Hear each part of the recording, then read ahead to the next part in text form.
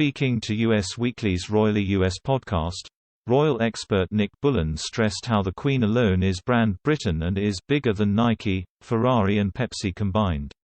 Mr. Bullen explained how the Queen beats everybody in the brand race and only falls one place behind household names such as Apple, Amazon, and Facebook.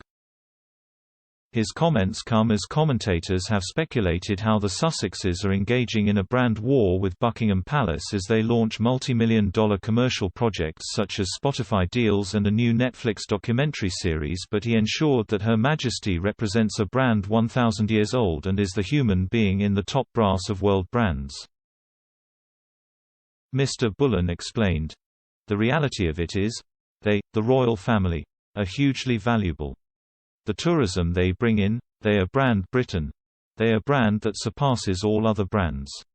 Mr. Bullen went on to say how according to a recent survey, the Queen was the fifth most successful brand in the world.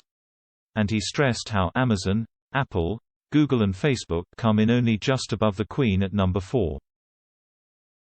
The extraordinary title sees the Queen personally is bigger than Nike, Ferrari and Pepsi combined, according to Mr. Bullen.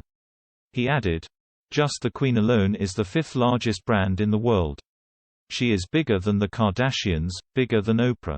In terms of brand recognition and brand value, the Queen beats everybody." Mr. Bullen said that the secret to Her Majesty's success comes from the fact that she represents a brand that is 1,000 years old and yet still she is number 5 in the world.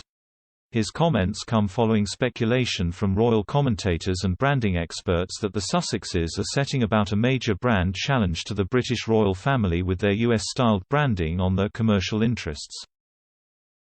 Speaking to Us Weekly at the start of July, Pauline McLaren, a professor of marketing and consumer research at Royal Holloway University, explained how Prince Harry and Meghan Markle have established a competitive brand with their version of royalty that destroys the brand of the royal family.